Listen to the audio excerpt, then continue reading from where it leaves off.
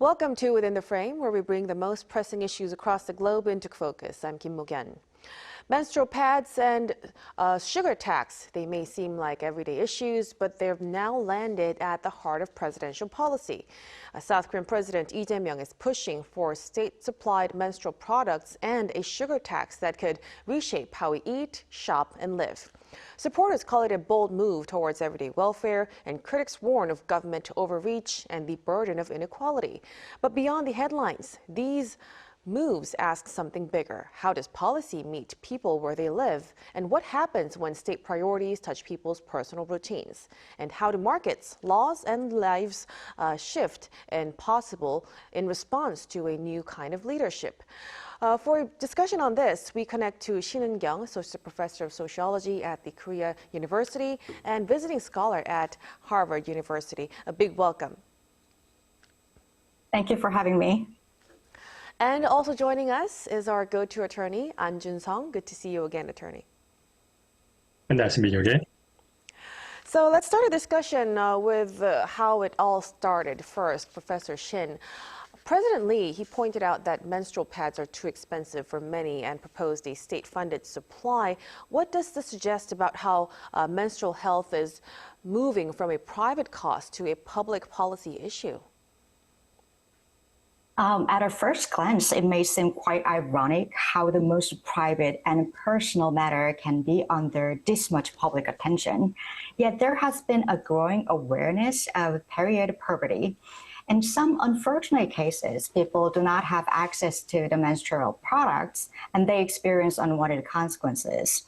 For example, in the United States, 1 in 3 American women reported they just missed school or work due to limited access to the products. And in 1 in 5 U.S. teenage girls struggle even to afford the products.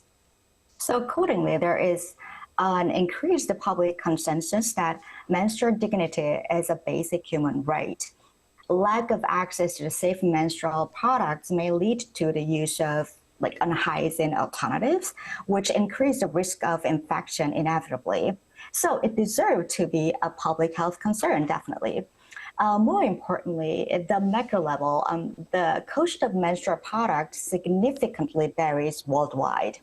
The variance imposes more inequality in some countries than others, and these disparities are quite wild.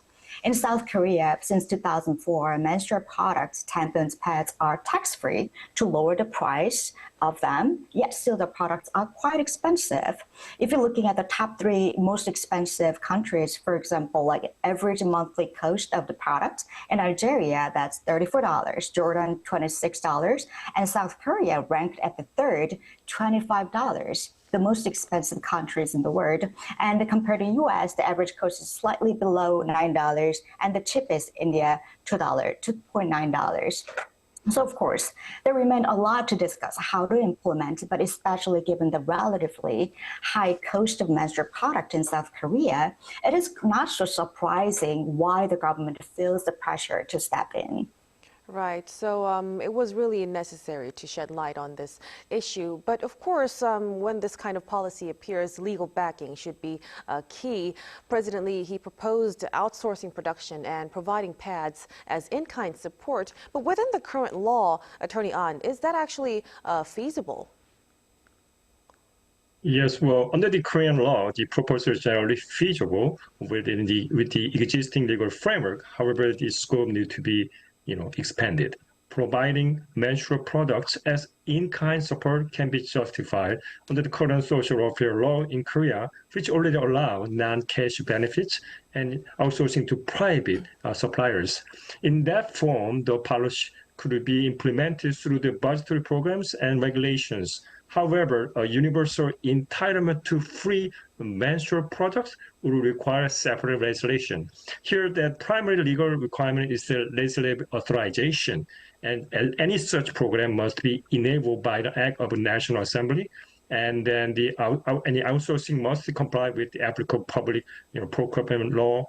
Under the Korean constitutional framework, the equal protection challenges in this case are unlikely to succeed because the policy is grounded in the biological differences and demonstrable social needs. And the Korean Constitutional Court generally permit distinction that have a rational basis and a legitimate objective. So we will look forward to legal measures on that.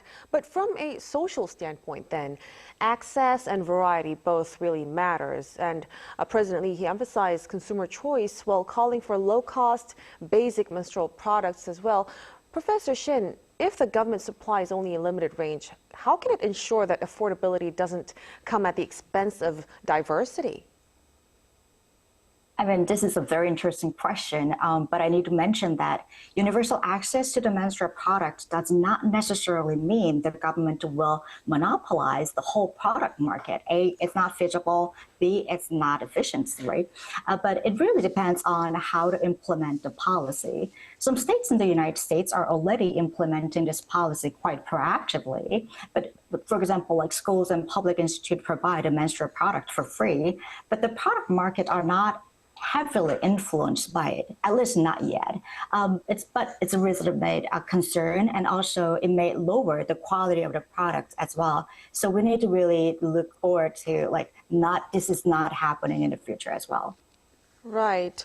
And of course, after the president's remarks, major companies, they moved quickly to release cheaper products. So if that reaction came just based on the president's statement, how should we understand the legal nature of that kind of influence, Attorney An?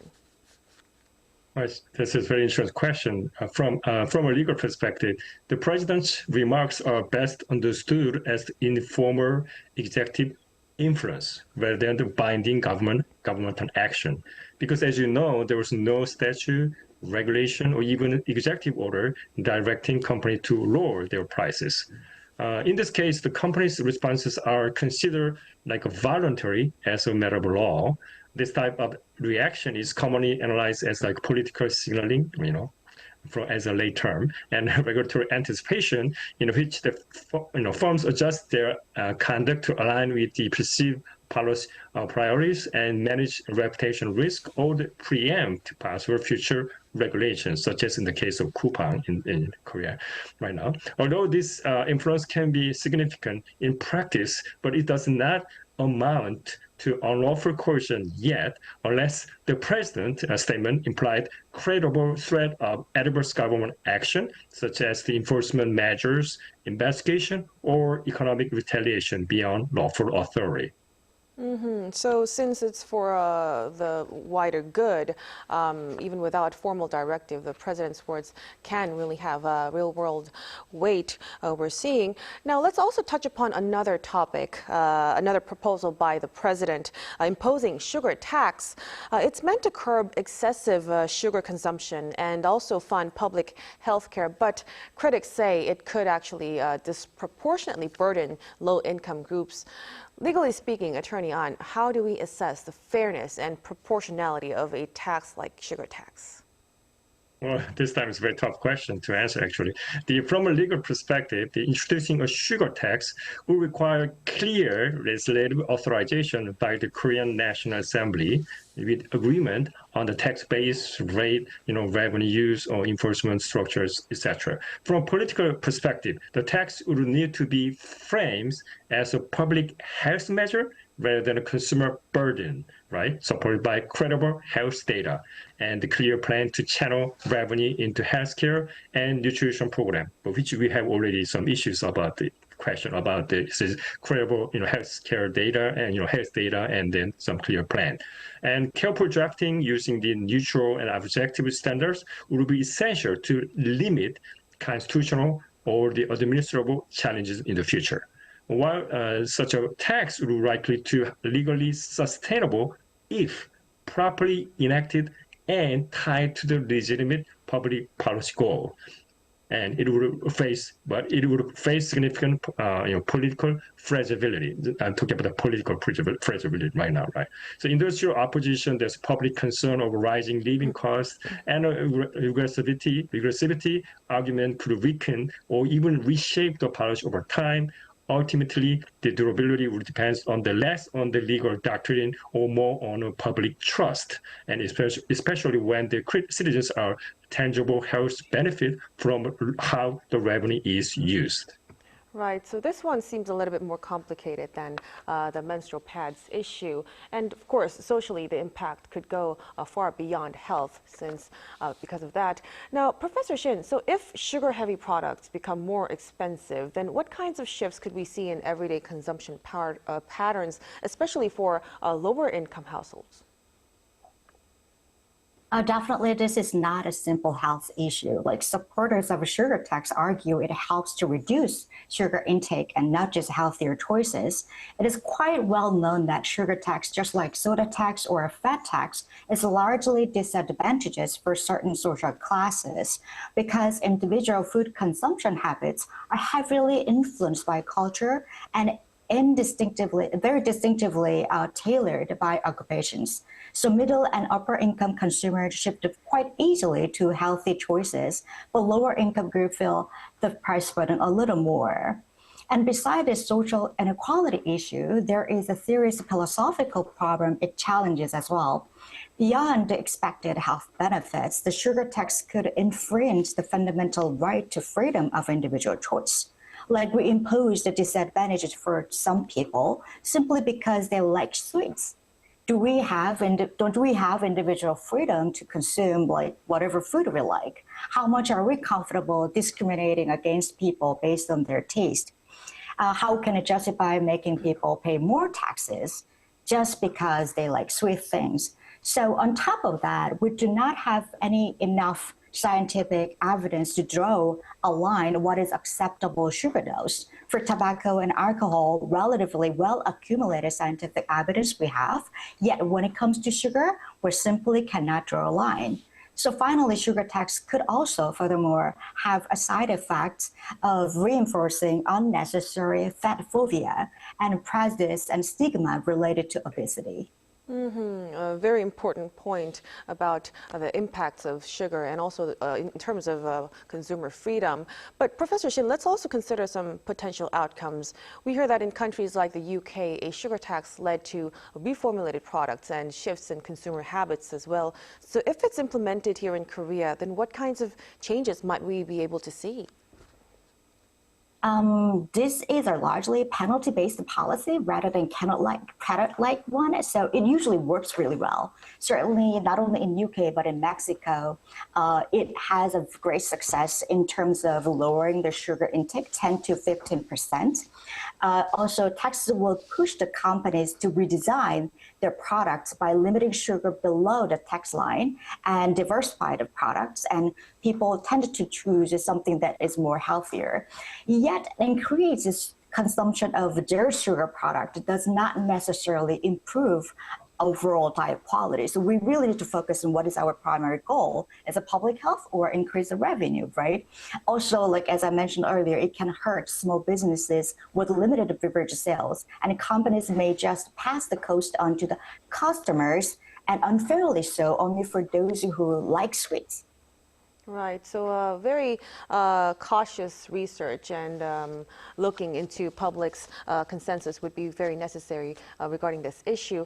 But before we conclude our discussion tonight, let's move a step back and look at the big picture. So policies like free menstrual products or sugar taxes affect the core parts of our daily life, health, cost, and also dignity. So when designing these kinds of interventions, Attorney An, what principle do you think should take precedence? Equity, freedom, or sustainability, or anything else? Oh, that's a very difficult question to answer from a legal perspective, right? But there's so many things, everything is important, right, in that society. Why is more, the question is that guiding principle would be like proportional equity. Is it my fairness is the other friends of other bodies' fairness. That's really, there need to be a proportionality. That's the issue. But also we need to see that we need to get public consensus on what is that proportionality equity.